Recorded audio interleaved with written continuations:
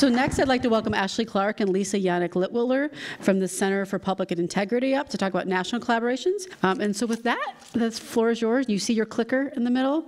Yeah. Awesome. All right, Ashley and Lisa, take it away. Good morning.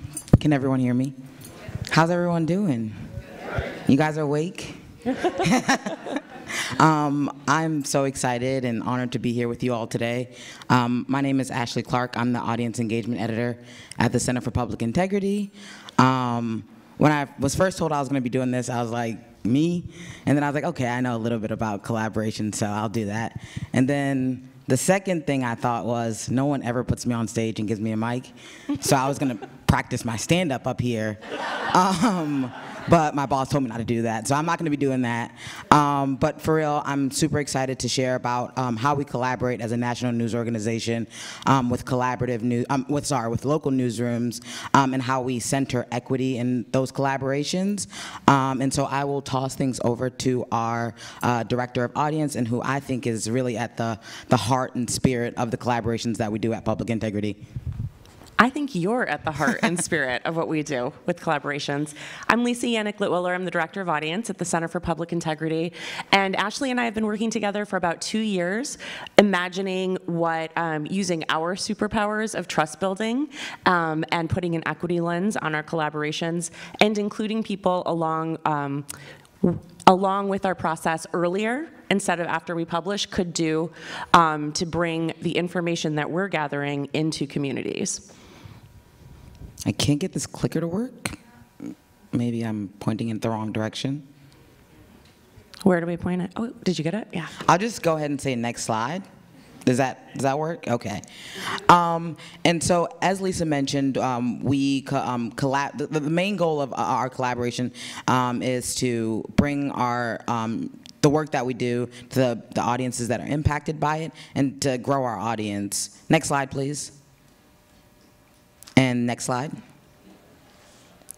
And so when we think about like where we start, we want to start in the right place, and we try to keep these like assumptions in the back of our head, or the front of our minds actually, is that there's talent in every newsroom despite resources, that we're expert in something and so are other newsrooms, and we can all learn from one another. We don't like to go in newsrooms and say, oh, we have the answers to everything and we know what's happening in your community.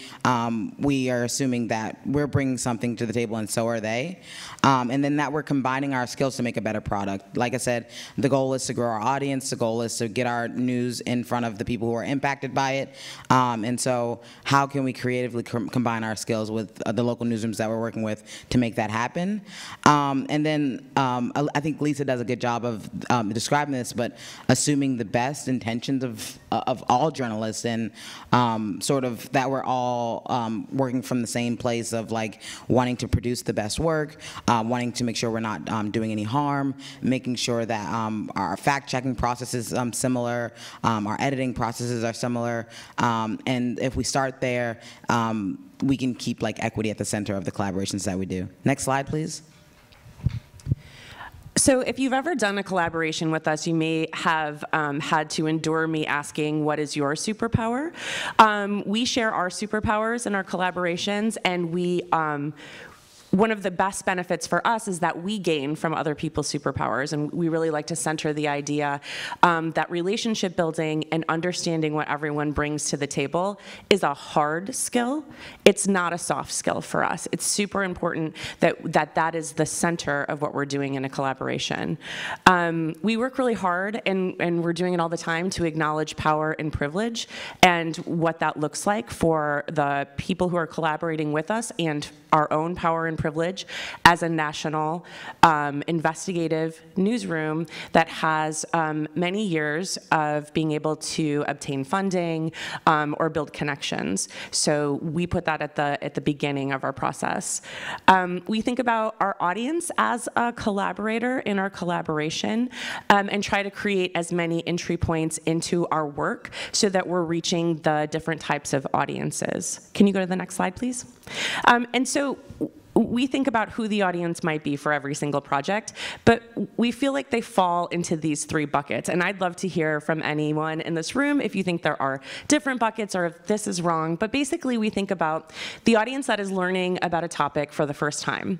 We think about the audience that can take action. And also someone could be in all of these buckets, right? But somebody who has power, either they're a legislator or they're an advocate, they're gonna take action, maybe based on the reporting. And then the audience that is personally impacted. Our goal is to build collaborations that serve all of those buckets of audience and center the audience that is most impacted by the topic or the reporting. So centering lived experiences and centering our goal in reaching that audience with the information. You can go to the next slide. So CPI has, right now, I would say like 3 different types of collaborations that we do, where we do the reporting, it's ready to be published, and we go to news organizations that can help us amplify our work, and we say, you know, can you republish our work? And then it's like we have that one-to-one collaborations, and so we seek out news organizations that are either in communities that are impacted by the issues that we're reporting on, or who have a super hyper focus on the particular beat that we're working on, and we work with them in the reporting process and the editing process and so on. And a good example of that is our a Washington Informer project that we did a year ago, where we built a newsletter with a local newspaper in Washington, D.C. And then the third way is community collaboration, where our reporters will have a story idea or be working on a story, and with the help of the audience team and the editors, we'll put together a toolkit for local reporters to use. And so that'll include questions that they can answer, tips on how to do the reporting. It'll also include how we look at the data, how they can look at the data, and in their community, and when we'll publish. It has information about embargo dates. Sometimes it includes how we are going to socially promote it and how they can do the same thing. And so we'll, at some point in the presentation, flash a link so anyone who's interested can sign up for that collaboration list. And like I said, we often put out different stories that we're working on and say, you know, this is what we're working on. Here's how you can work on it too, where you are. So I talked about superpowers. Our superpowers as an organization include amazing data investigative talent, deep investigative chops in general, time. We are lucky enough to be able to spend months or years on one project and have a team of people working on it. And we know that the collaborators and communities probably don't have that luxury. So we like to do work with our time to help people be able to collaborate with us and tell the same story in their community, for their community. We know, just like the previous speakers, that the community journalists know their community best. We can't tell the local story. And so we know that from the start. And we create these toolkits that Ashley talked about. The next slide, I think, flashes through a little bit of what they might look like. Every toolkit is different.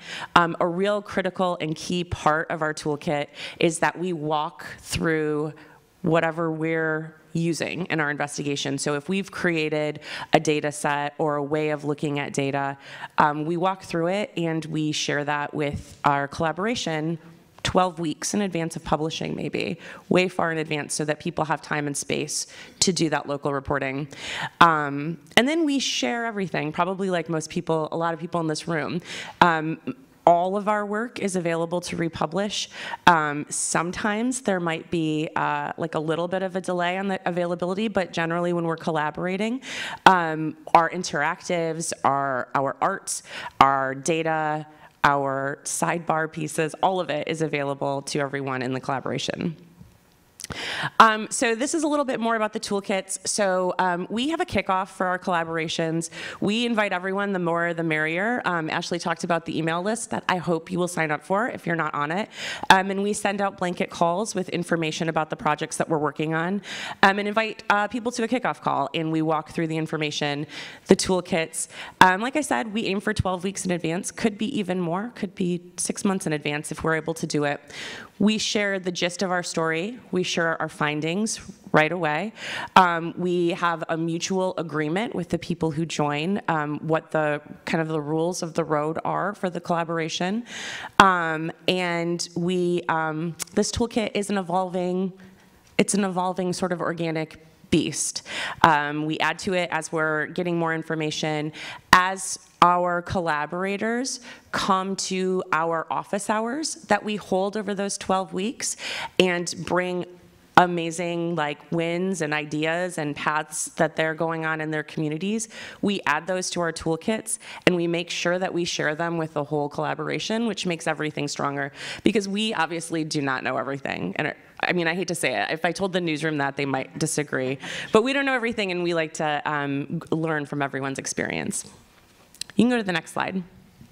So this is a project that we worked on last year called Unhoused and Undercounted, where it looked at how school districts were supposed to be keeping track of students who were either unhoused or had housing insecurity. And these students are protected by the McKinney-Vento Act. And so by law, the schools are supposed to be tracking them and providing them resources that they need. And the investigation found that many schools are undercounting these students. We knew going into this reporting that we would need a news organization that was had a hyper focus on reporting on homelessness. And if you can go to the next slide, that'd be great.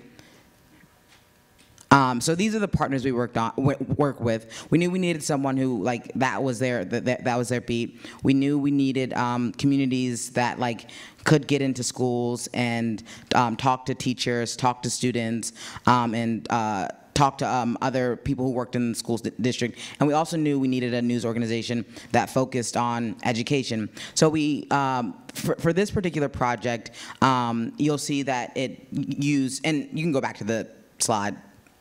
For this particular project, you'll see that we used kind of the 3 different models that we have for in this one project. So Street Sense Media is a street paper in Washington, D.C. They cover homelessness, and not only do they cover homelessness, a lot of the folks who write for them or who are featured in their newspaper have experienced homelessness or are currently experiencing homelessness. So that was important for us. And then WAMU, we had collaborated with them in the past. That was just a local news organization that we had already built trust with, and so we thought that bringing them in was important. A different type of format than we do. They do radio, and so when Lisa was talking about different entry points into our work, we knew that we didn't want to just have a long investigation, but we wanted a component that people could possibly listen to, or a short form piece. And then the Seattle Times, Project Homeless, if you aren't familiar with their work, I would really recommend checking it out. They just do really amazing work in covering homelessness in the Seattle area and in surrounding areas. And then Chalkbeat, they were just a republishing partner, and I say just a republishing partner, but that's not what they are. They are an education nonprofit, and they were really essential in getting our this story in front of educators and other people who care about education issues. These were our core partners in this reporting, and then you can go to the next slide. And then we also, after we finished the initial core reporting, we did what Lisa was talking about, is creating a toolkit for local reporters to then do even further reporting, different angles into the story. And so we provided the data, we provided questions they could ask. We even, in the toolkit, included some experts that they could reach out to, and we had those office hours. And then next slide. And then something that was really cool, and it was the first time that I had been able to do it at Public Integrity, but it's always something I wanted to do, was we knew going into this that students were at the heart of the issue, and I thought it was important, and I think it's important, that if people who have a story to tell should be able to tell their story if they want to. And so I thought that there are so many student journalists out there, and so we actually went to the National High School Journalism Conference in San Francisco last month, and we presented on the story, and we told students how they could cover it, and we even created resources for them to use. And it didn't have to be, we are an investigative newsroom, and a lot of our work is data driven, but we made it clear that it didn't have to be these long, data-heavy pieces that they did, but it was really impactful for these students to be able to do this reporting in their own communities. And earlier this month, a student actually was able to publish a story about student homelessness in their school district. And that, for me, is why I get excited about this job, is that someone who is in it, in the thick of it, is able to have the resources and the tools and support from us to be able to tell their story in such a hyper-focused way. And so that was a major payoff. And so that is, that if it's not on our website, it will be on our website, the resources that we have for students available. And that's something that we have been experimenting with because at the conference, I talked to a lot of students, and they said to me, yeah, we're the only local paper in our community now. That a lot of our local papers have been bought up by larger media companies, and so we want to do this reporting. And so if they want to do the reporting, who the heck are we to stop them and not make it easy for them to do it? And so yeah, this is just like my baby, actually, to think that this was able to happen. So it's a full circle moment for me. I think too, Ashley, what's really exciting about it is that it does what we say is one of our core principles and beliefs, which is putting the audience most impacted in the center and reaching them in a way that maybe you and I never could, right? Absolutely. Students are reading the student paper. They maybe aren't reading Public Integrity or Chalkbeat. Exactly, Yeah. exactly. And so what we've learned, I'll throw it over to Lisa to talk a little bit about that. So we're still learning, like everyone in this room, and there are some things that we're noting and trying to find some deeper solutions or work towards improving. Something that we've learned, and it was interesting to me at the beginning of this this morning when I heard the talk about the business collaborations. Something that's come up a lot for us is the idea that funding is unequal. It's a lot easier for us to get funding than for the media organizations serving communities that are marginalized or vulnerable. And we are working to be very transparent and maybe seek solutions for that. We also have learned, and this is probably not new in this room, past experiences influence current relationships. And so that goes back to that hard skill for us of building trust. We have to be a listener first. We can come in with our superpowers, but we can't come in knowing everything, right? Or people do not, maybe they won't want to collaborate. Sometimes it's okay to walk away. Yeah. That's a good one. Has anyone walked away from a collaboration in here? Yeah, right. Sometimes that's okay. Things always take longer. Plan anyway. That's something we're working on. We're trying to add weeks on to our national to local projects because we know and we are learning every day that community journalists have daily deadlines and they are busy and they have to triage. So we're trying to add time onto things but have a structure. And a diverse group is always stronger, 100%. Yeah, that can't be emphasized enough. I think within your newsrooms it's important, but also as who you think about as collaborators. Do the newsrooms that you're collaborating, does everyone in there look like you? And I think the student example is a good example. It's you might not think of them as a collaborator, but they can be. And so be creative in who you think about as a collaborator. It makes the work better. So we are in year 2, actually, of trying to research and understand what it means to build equitable MOUs with these newsrooms.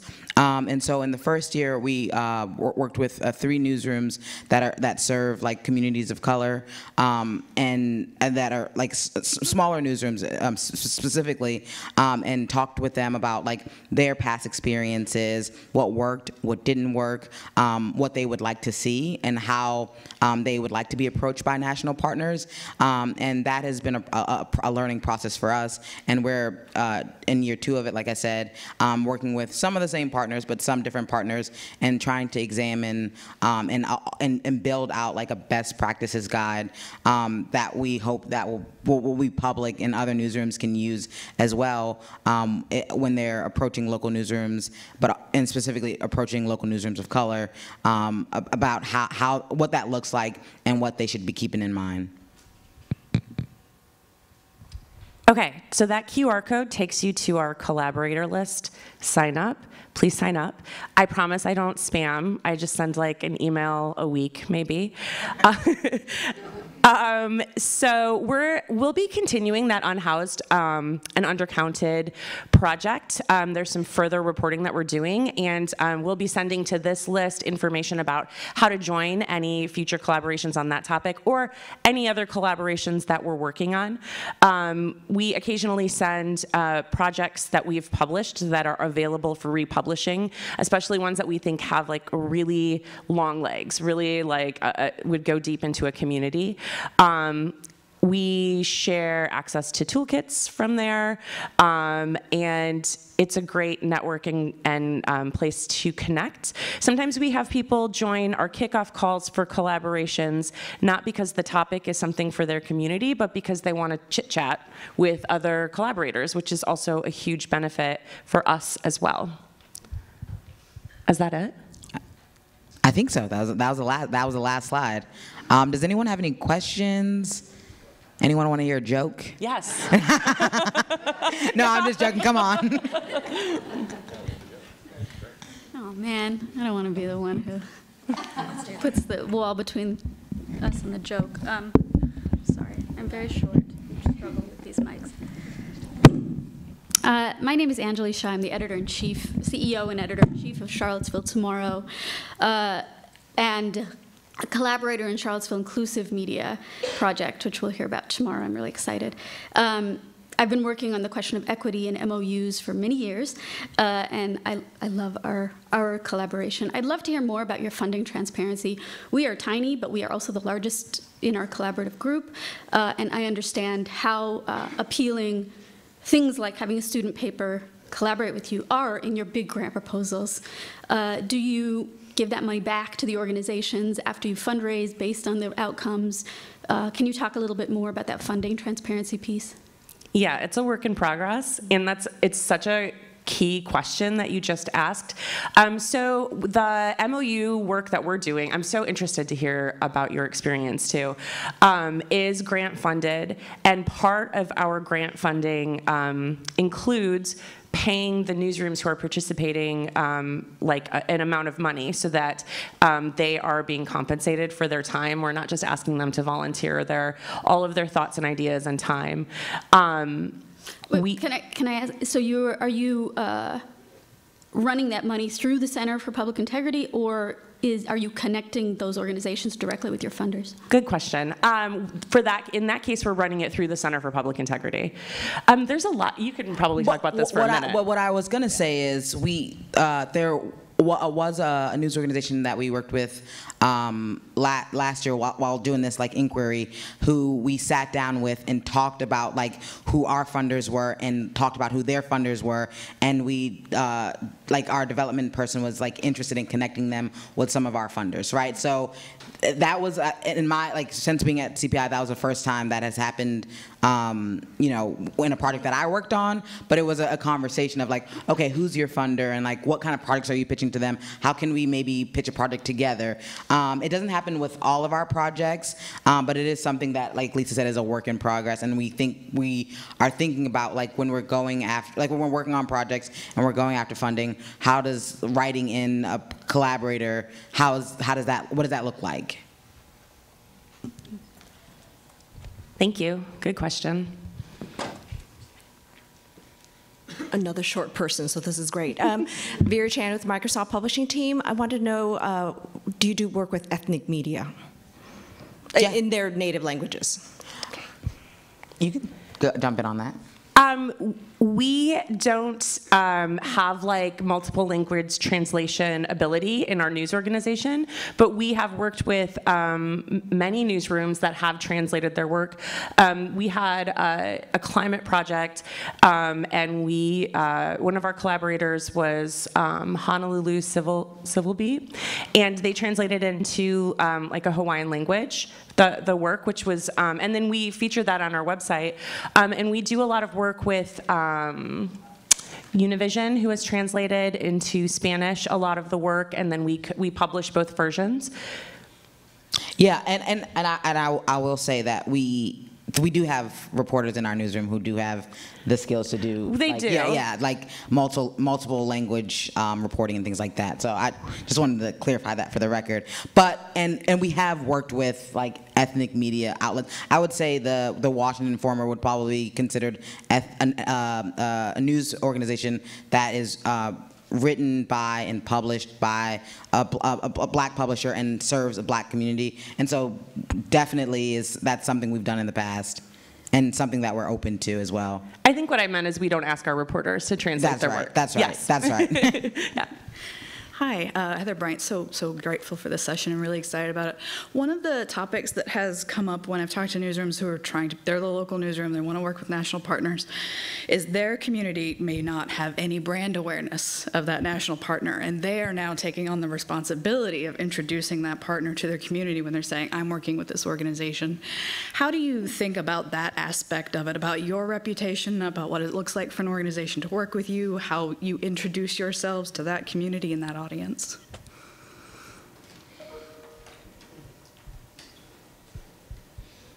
I don't know that we think about it very much. How do you think about it? Well, it comes up, so there's been an ongoing policy project that we've been working on. MOUs is a big piece of it, but the other one is how does an organization talk to their community about here's how we are responsible to you about who we work with, why we work with them, the circumstances under which we work with partners. And part of that is this aspect of we may be introducing you to organizations you don't know and have a relationship with. And so thinking about that dynamic has been a topic in those conversations when you are bringing in a national partner who may not have previously interacted with your audience in some way. Yeah, I would say we, in my experience, that we've leaned on the local news organization, their relationship, and been respectful of their relationship, and like realizing that like we're a guest in that community, and saying we're working like and it benefits us to say we're working with this local news organization, and so we kind of like by default they are more trusting of us.